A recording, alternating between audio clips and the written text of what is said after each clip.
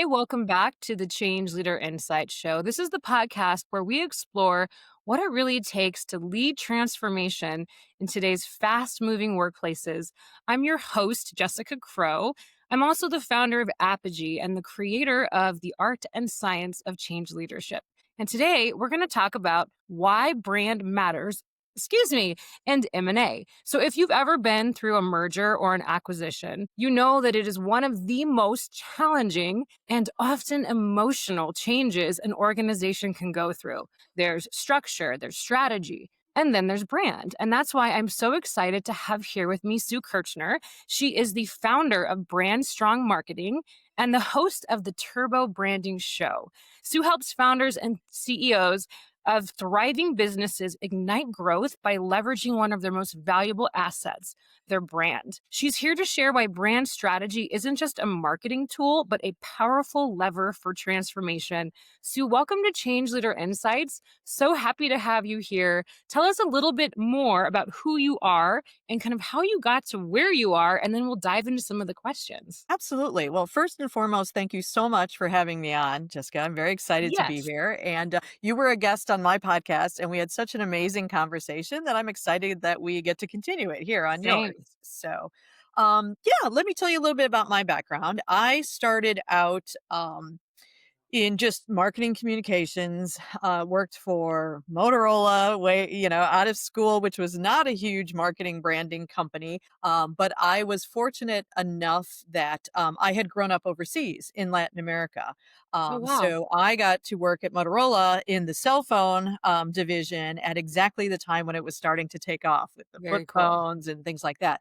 And because I was the only one in the marketing department who spoke Spanish, I got to do everything, Yeah. which was wonderful. So, marketing communications, trade shows, working with distributors on their marketing and branding and all that kind of great stuff. So, that was wonderful. But after about 7 to 8 years, Motorola decided they were going to move their division down to Florida. They're going to have all of their Latin American business out of the Florida office, and I didn't want to do that. So I took my first entrepreneurial venture and started consulting. And I started with helping companies in the US go into Latin America, build their brand, find distributors if that's what they needed, and customers and grow. But Wow. after a while, I had a family and children and didn't want to travel to Latin America that much anymore. And I started to look at, well, what do I really love doing? And it happened to be that a friend of mine at Kellogg had said, "Hey, we're starting a branding agency.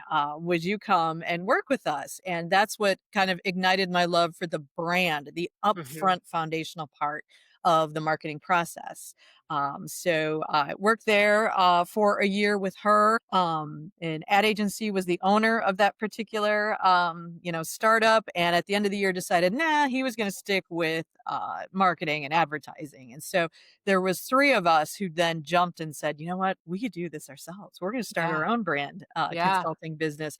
And we did that for a number of years before eventually, people going different directions for personal reasons and things like that. But bottom line, after that happened, I said, you know what, I'm going to put my money where my mouth is and build a brand myself and Oh, I see love if I that. can do that. So I actually, with having small children, and at this point in time when Fast Company and everyone was like, oh, anybody can build an e-commerce store, anybody can sell online and things like that, I decided to take the plunge and do that.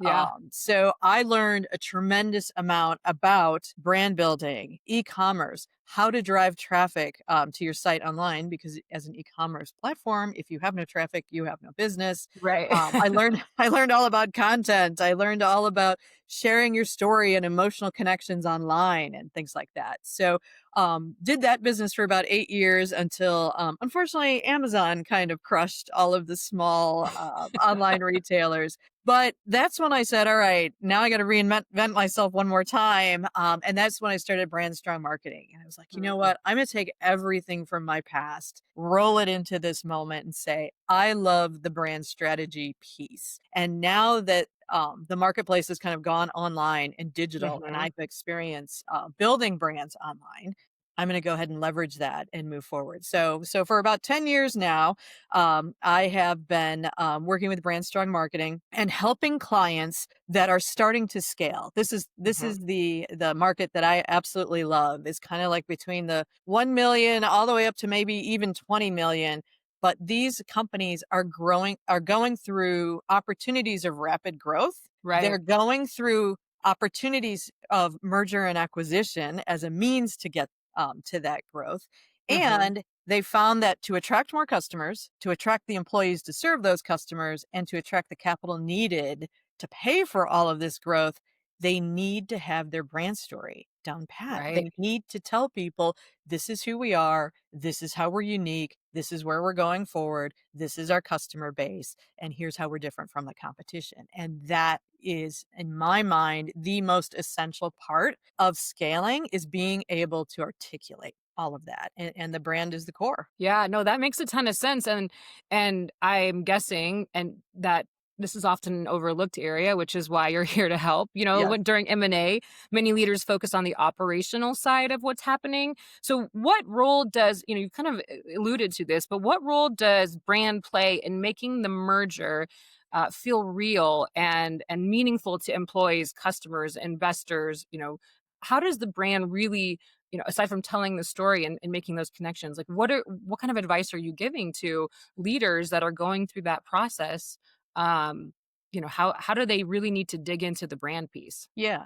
So there's a variety. I mean, people, when you think about mergers and acquisitions, as you mentioned, the people side of the merger and acquisition is what's going to make or break the ROI for the Right. transaction. And yet it is the piece that is most ignored. Because as you said, people are focusing on, gosh, how's the financial integration? How's the operational integration?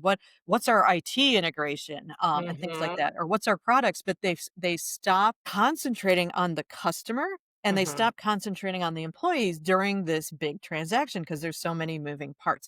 But as you Mhm. said, um, there is no bigger change in business than a merger or acquisition when you're trying to bring these two entities together.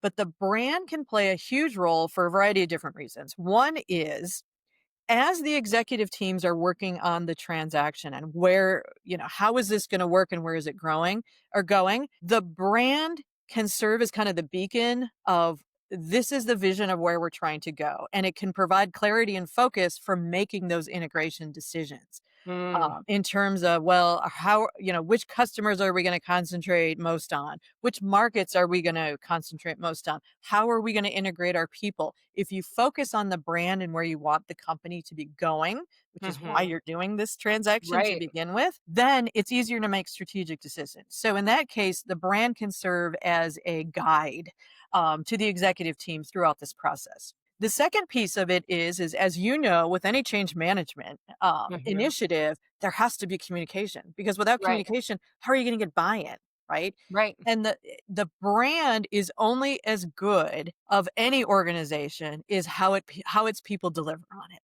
right? Mhm. And every employee is a brand ambassador in some way, shape, or form. So they Right. need to understand why are we going through this transaction? Give me the rationale behind it. Give me the vision. Tell me what my place is in this new, bigger, better, supposedly Right. organization. Give me that so I can buy into it and hang on to it and help the company move forward after the transition goes. So if organizations aren't communicating, hey, this is what our brand is, this is what our brand is going to be as we merge and assimilate the people, the cultures, the customer base, the products. If they don't communicate that, how do they expect anybody to deliver on it or to follow it, Right. right? Right. And there's a ton of emotion, like you had alluded to in mergers and acquisitions. The company that's being acquired, they may love their brand. They may have huge loyalty to their brand, Mhm. right? And they're sad that it's going away. Or they may even feel that their brand is better than the one of of, Right. of That does the happen. company Yeah. that they're being acquired.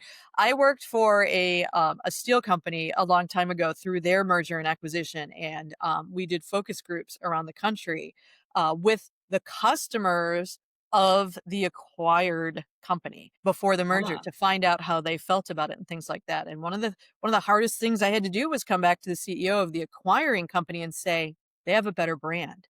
right. Their Ooh, customers are very loyal to the brand. They love this brand. They're very nervous and upset about this upcoming merger and acquisition. And it was difficult to deliver that message, but the CEO understood it, did not change the fact that they were most likely changing the name of the company. However, by doing that due diligence up front to figure out what the customers felt, mm, we could honor it. In the right. communications, once it came through, is we could talk about the fact that we understand you're loyal to this company. We understand that you've been happy working with them for the past couple of years. We are not changing things. We are not changing who your sales rep is. We are not changing the products that you are currently buying. What we are doing is we are offering a benefit of a larger organization, could lead to better savings, could lead to more product innovation in the future. So, but by honoring it and explaining it, it talked to the emotional tie and Absolutely. made that made the change decision a little bit easier for people to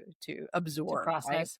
And the other Yeah. thing too, when you're talking about the branding and you're communicating it to your customers or you're communicating it especially to your employees and the acquired employees as well as your existing employees, is don't just say, hey, here's the brand and here's where we're going.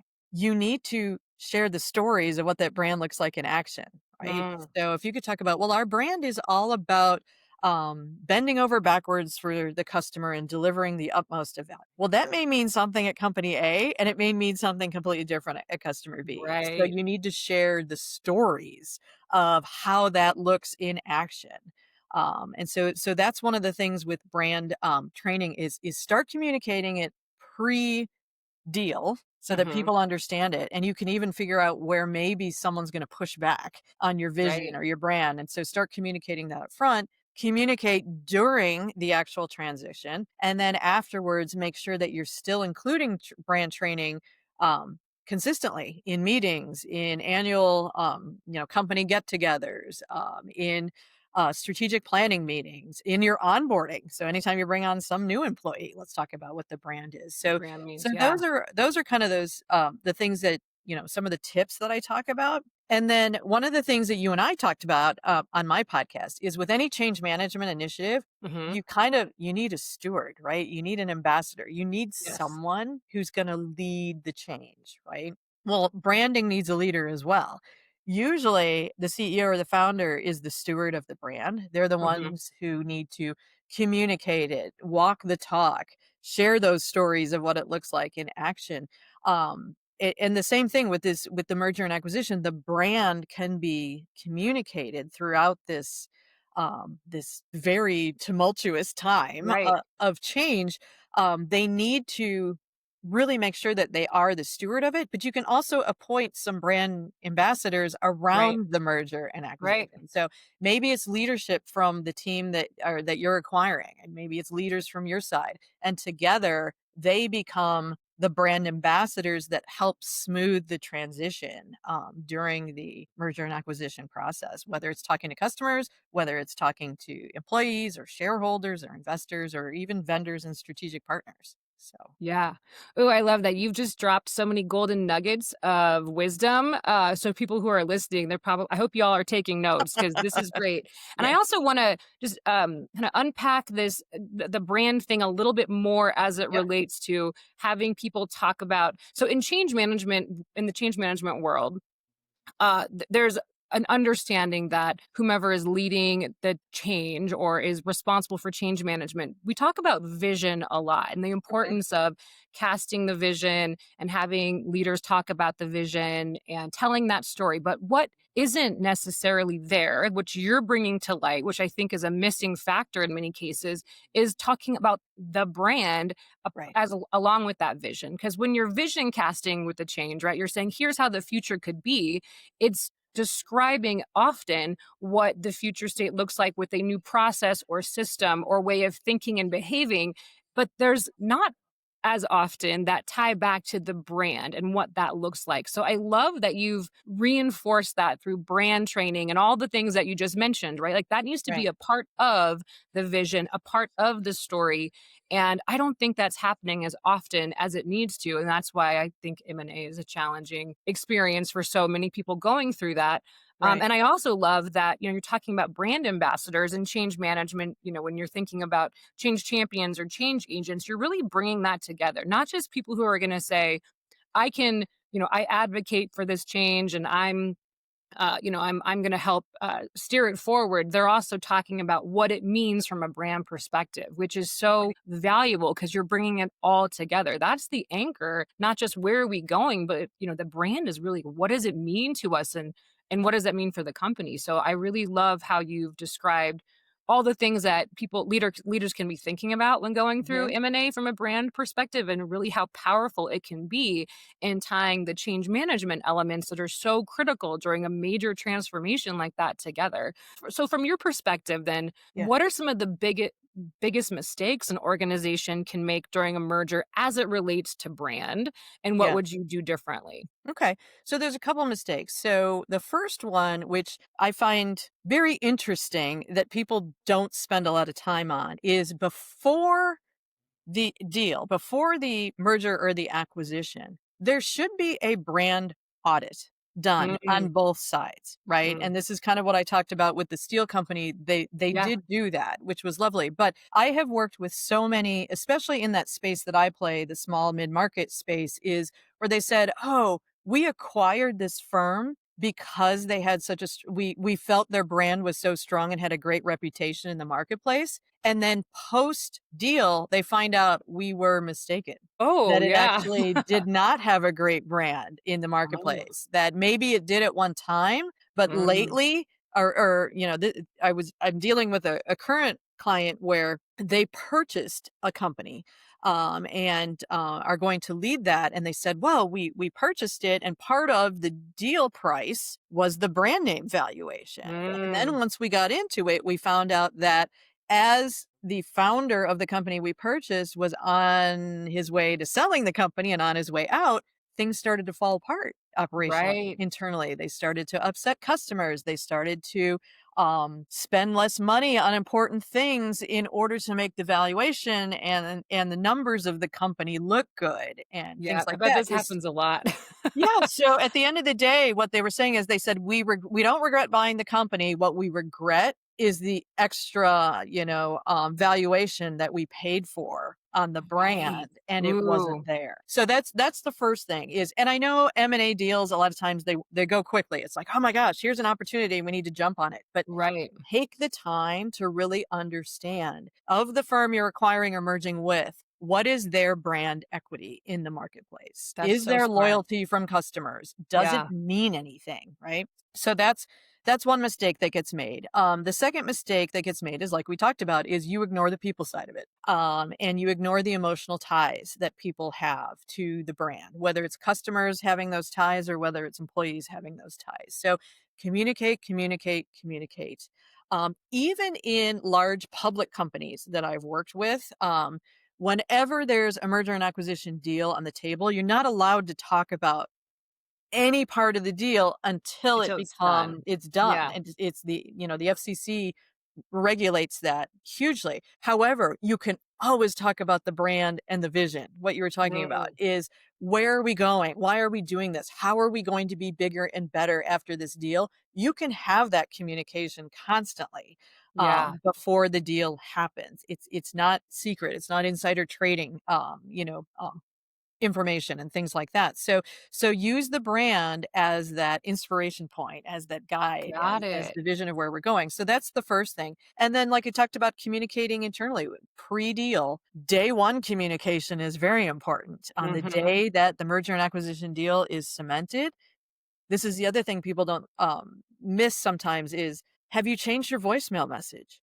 Have you, Mm, how are you answering the phone now that you're this new company? Have you changed your website? Have you changed your digital presence that talks about the fact that as of today, we are now a different company? right, Another thing that people forget is on that day one, if you are changing the name of the organization, do you need a transition period after day one where you say formerly this company, or where you say right.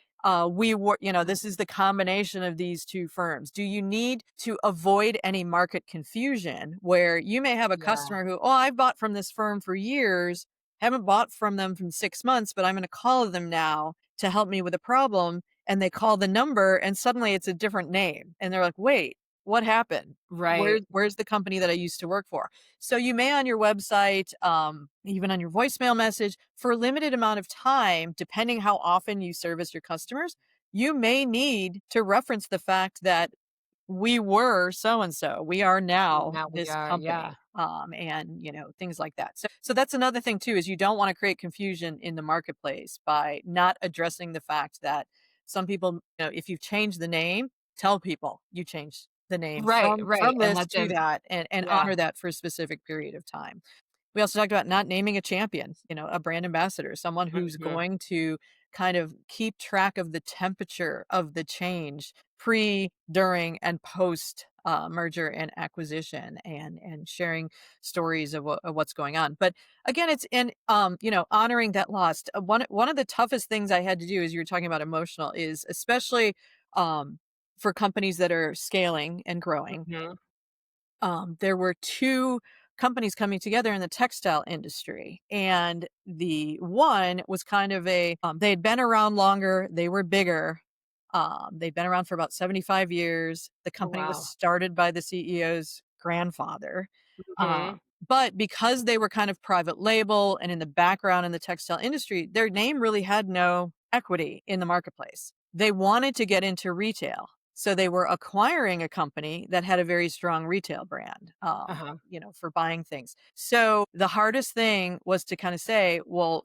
what are we doing from the branding standpoint, from the naming, and to tell the CEO of the company that I know this is your grandfather's company from 75 years, but one of right, the biggest strategic objectives you told us for this deal was that you want to get into retail. So you mhm. need a recognizable brand, and you're buying this company because they have a recognizable brand. You need to adopt that as your company name. And it Oh, was, wow. well, we had Did to, that again, happen? Did that play out then? Did they do played that? out, but you had to honor. It took several discussions, several meetings. It took talking to some customers and getting backup data to prove Yeah, that there was stronger equity in the retail brand that was being acquired. So it was difficult and it was a lot of emotional conversations, but it was like you're honoring your grandfather by moving forward.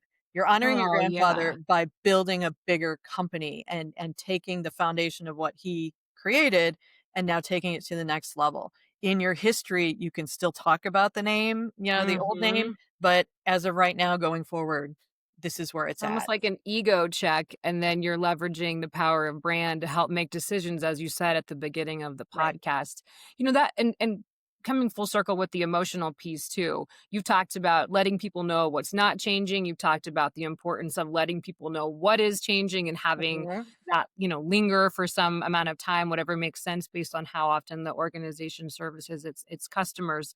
In your experience from that emotional going through the grief of the change, the loss of a name, the all of the changes, and also to your point, sometimes M&A happens rather quickly because there's, Right. stuff related to the financials and other factors. How much time, I think this is always a question, how much time do we give employees to go through that process of the emotional grief loss? And obviously, there's a higher level of engagement from the people who are leading and guiding through the brand and through the change management efforts. But, you know, I think this is important for leaders to hear because they've been talking about it. It's firsthand for them for quite some time. Then the announcement happens, right? How much time usually does it take, right, for Yeah. employees to process that if there's a really strong brand strategy and change management strategy in place? Yeah. No, you're absolutely right. I mean, it could take, depending how strong, The brand loyalty is to the name or the company name that's going away, so to speak, or even the processes or the way we do business. Some of the culture might be changing. To see that go away, um, it could take up to a year for that Mhm. to fully process and cycle through a normal business year on how does that look in our company and how are we different. In general, though, I would certainly say within 3 to 6 months, you still need to keep talking about it. You need to be Yes. honoring it. And exactly to your point, sometimes M&A happens quickly, but at other times, management, the executive team, they've known about this deal for 6 months already, right? Right. They've been Right. working on it maybe even a year. So they've known about it for a long time. They think everyone is where they're at in the Right. process, right? And they're not. Some employees may have just heard about it, Mhm. on day one, or they may have heard about it a month before the transaction happens, depending on how secretive this merger and acquisition deal was. So, but you do need to give honor to the emotional ties, and I would say 3 to 6 months at the very Mhm. least is to keep talking about the fact that we've changed. We understand that loyalty here is how that was brought over to the bigger organization, and honoring it and moving forward. But yeah, you can't just expect that everyone's on the same leadership can't expect that everyone's on the same page on the day that the transaction happens in terms of their emotional processing of the fact Absolutely. that everything is changing, because it is. The name may be changing, the products mix or service may be changing, who their boss is might be Right. changing. The customers may be saying, oh, but I love my sales rep. Is my sales rep going away? And if my sales rep's going away, I don't want to work with you guys anymore because that's the whole Yeah. reason I buy from you. Yeah. So you need to honor all of these emotional ties, and there may even be emotional ties to brands within a company. Right. Meaning I have done some work with private equity roll-ups. Mhm. So a private equity firm goes and buys some small mom and pop companies within a particular industry or market or field. They roll them up into a larger company so that they can share, economies of scale and then sell it for a profit. Mhm. Well, the issue is sometimes each one of these little mom and pops, especially if they have a consumer or a product brand, they may have all these different brands.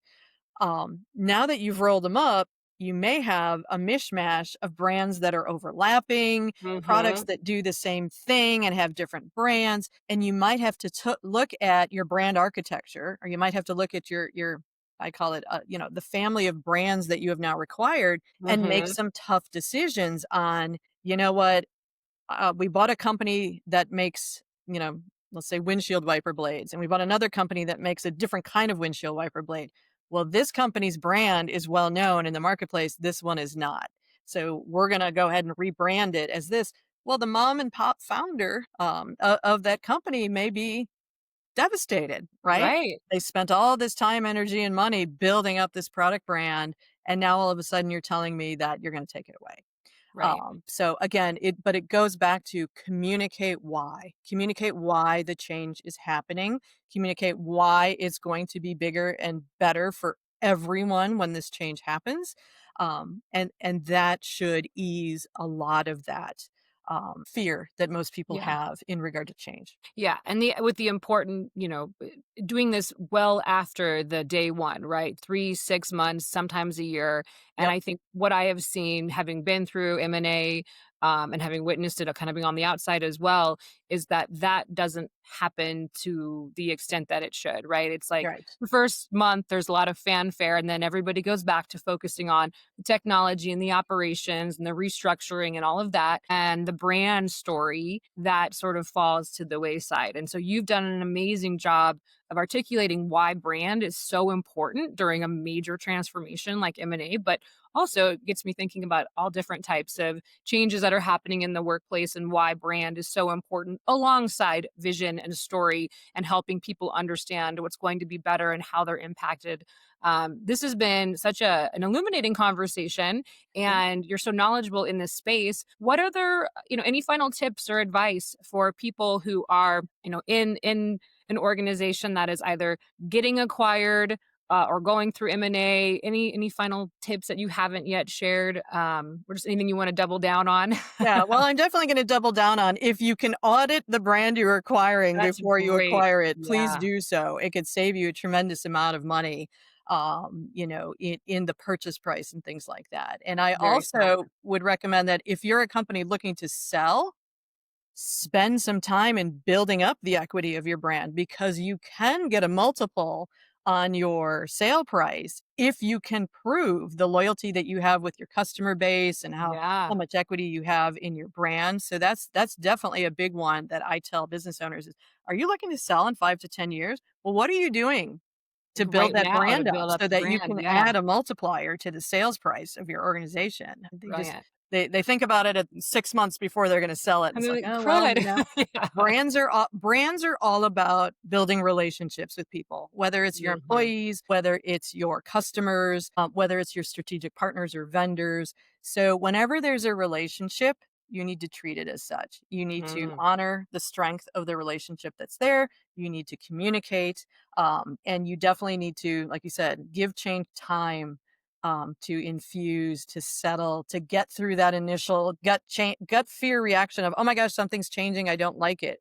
It's like, "No, calm down. Yep. Let's take this. Let me explain. Let me communicate how this is going to work, and what important role you all have in this new company that we are building." And I think Yeah. that would help improve ROI tremendously. Yeah, that makes so much sense, and I can imagine for some of the people who are on the side where they're being bought, they might be checked out, your earlier example, and so stick with it, your Yes, brand is important, it can help with the financials, that multiplier, but also people side of the change that's happening. It's so critical to continue to support them in the way that they need to long after the change happens. So it's keeping your head in the game, I guess, pacing yourself, knowing that the absolutely. conversation is going to be probably a little longer than maybe thought. So Yeah. um No, and you're wonderful. right. Sue, Yeah. yeah. No, No, I go was just ahead. gonna Go ahead. What were you gonna No, I say? was just gonna say, you're right. I mean, executive teams, once they're done with the deal, they're moving on, right? They're Right. just like, "Oh, this deal is done. We need to do other things." But yes, honor the fact that it's brand new for Yeah. everyone else around the Yes. deal and give it time. Yeah. Oh, wonderful. Sue, how can people find you if they want to work with you? I know you're on LinkedIn, but what's the best way to get in touch with you outside of LinkedIn? Absolutely. So you can certainly find me at LinkedIn at Sue Kirchner. I also have website brandstrongmarketing.com, which you can find me there. And I do have a podcast, as we alluded to earlier, the Turbo Branding Show, which you can find on YouTube, on LinkedIn, Spotify, and Apple. And any one of those, you are able to reach out to me. And I would love to have a conversation with anyone. Wonderful. Thank you so much for coming on the Change Leader Insight Show. It's been so much fun talking to you and learning how brand is such a critical component of a major transformation like M&A. Thanks again. And yeah, good luck with everything. I have no doubt. I hope if you have been listening to this podcast, you have learned a ton like I have. And if your organization is going through the process of M&A or just wants to learn how to leverage brand to improve how organizational change happens in the workplace, reach out to Sue. Thank you so much. And yeah, have a great rest of your day, Sue. Thank you for having me on. I really appreciate it.